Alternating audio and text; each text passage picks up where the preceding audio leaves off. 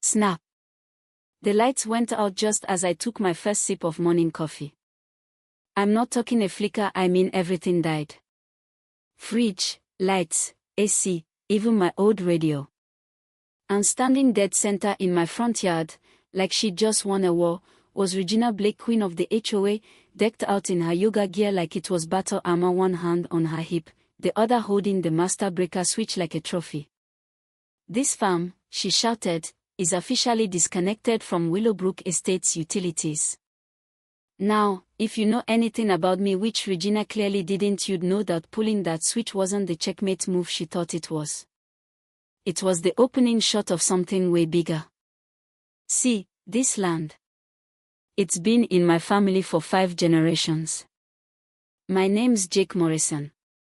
I'm 35, single, mind my own business type. Inherited the ranch 2 years ago after Grandpa Joe passed, along with a set of blueprints I didn't fully understand until that morning. Grandpa was more than just a stubborn old rancher.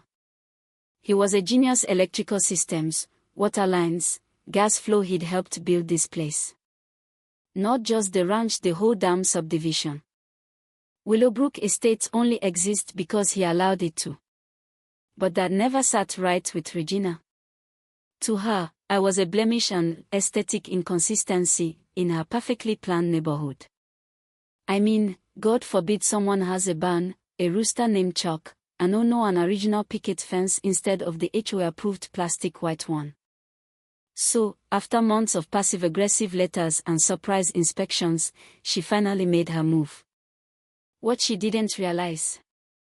Cutting my power didn't just turn off my lights, it tripped a fail-safe Grandpa Joe had rigged decades ago.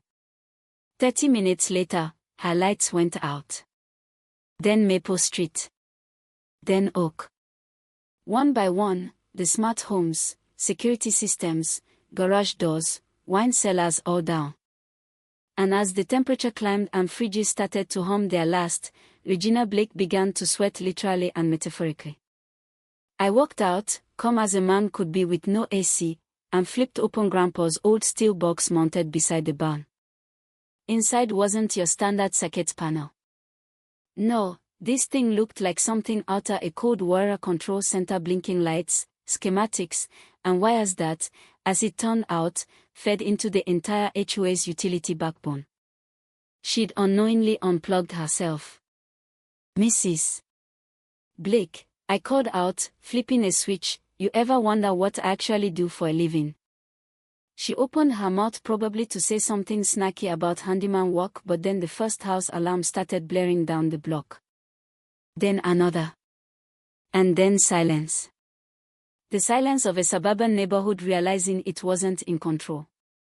That's when Dolores Martinez showed up, my neighbor, retired, quiet, always tending her roses. Only now, she wasn't in gardening gloves. She had a file folder in hand and a look I hadn't seen before. Turns out, she used to work for the federal government infrastructure contracts division. Jake, she whispered, your land, it's not just old property. It's the keystone of the entire subdivision. And that's when everything snapped into focus. Turns out Grandpa Joe never sold the rights, he leased them. Water, power, gas, it all originated here. Sterling Development, the big real estate firm Regina was coincidentally consulting with, had been trying to buy my land for years. Quietly. Through back channels. When I didn't budge, they got clever. Started whispering in HOA ears, digging up zoning code violations, turning neighbors into pawns.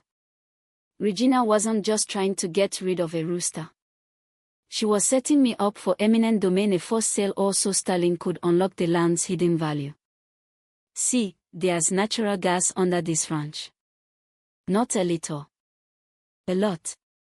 And Sterling had no interest in preserving Willowbrook. They wanted to turn it into an industrial hub. But they needed me gone first. That night, around 3 a.m., I heard glass shatter in Grandpa's old workshop. I grabbed my battier, the one I'd kept since Little League, and crept through the dark. Found 3 men rifling through Grandpa's files. Not local thieves, these were pros. Tactical boots, radios, one had a shoulder holster. Looking for something, gentleman? I asked, flipping on a lantern. The biggest one turned, hand twitching toward his coat until I lifted the bat just enough to make him think twice. Before it could escalate, headlights swept across the yard. Regina's SUV. And her son Marcus' sharp kid, quiet but observant, jumped out before she could park. Mom. Those are the guys asking about Mr. Morrison last week. Their faces turned pale. Then Dolores appeared out of nowhere, shotgun in one hand, phone in the other. This is Martinez, Federal ID 7796, she said, voice flat as stone. 3 suspects on site. Requesting immediate backup. Within minutes, those thugs were on the ground, zip-tied, read their rights in 2 languages. Turns out Dolores wasn't just retired. She was FBI. Economic Crimes Division. And she'd been watching Sterling developments for months. The next morning, my yard looked like the staging ground for a courtroom drama. Neighbors came out with boxes, evidence, contracts, letters from Sterling promising relocation incentives or legal assistance with suspicious fine print. Regina, shaken but honest, admitted everything Sterling had promised her: influence, status, even money if she could legally push me out. But here's where the twist really hit: Sterling wasn't just after my land. They were running the same scheme across multiple counties. Fake violations, legal intimidation, and when that didn't work, sabotage. And Willowbrook. We were supposed to be the prototype. By sunset, the FBI had launched a full-scale sting. They asked me if they could use my property as the center of operations. Mr. Morrison, Agent Winter said, you hold the only leverage that can bring them down. A week later, gas leak alarms screamed through Willowbrook at 2 a.m. Sterling's people had sabotaged the lines, hoping to force a mass evacuation. But thanks to Grandpa's old manual system and the fact that I knew every inch of this land, we were able to shut down all 7 distribution valves before disaster hit. And while I was crawling through damp utility tunnels with Regina and Marcus guiding me from above, we uncovered Sterling's real secret: an underground storage chamber, filled with weapons, untraceable cash, fake IDs. This wasn't just a crooked real estate firm. This was organized crime laundering money through land, destabilizing entire communities, and using HOA politics as cover. That morning, as the sun rose and FBI vans swarmed the streets, Regina stood beside me on the porch, tears streaking her cheeks. I thought I was saving the neighborhood, she said quietly. I didn't realize I was handing it over to people who'd burn it to the ground. 6 months later, things look different around here.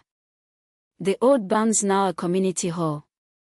The HOA restructured. Regina's the new president, but this time, she works for the people. Marcus is studying electrical engineering. And Dolores. She's back in action, our unofficial sheriff, federal badge and all. Me. I'm still on the ranch. Still drinking coffee. But now I've got a purpose I never expected. Grandpa Joe didn't just leave me land. He left me a legacy, one built on quiet strength, planning, and knowing when to flip the right switch. Some mornings I walk out to the new stone marker at the gate, just a simple quote carved in granite: true power isn't about control. It's about what you choose to protect. And I think, yeah, he'd be proud. Now let me ask you something: where do you draw the line when authority turns into abuse? When power isn't earned, but grabbed? Drop your thoughts in the comments. Was Regina just a pawn or part of the problem? And what would you have done in my shoes? This wasn't just a fight for property, it was a fight for truth. And sometimes, the quietest voice in the room ends up holding all the power.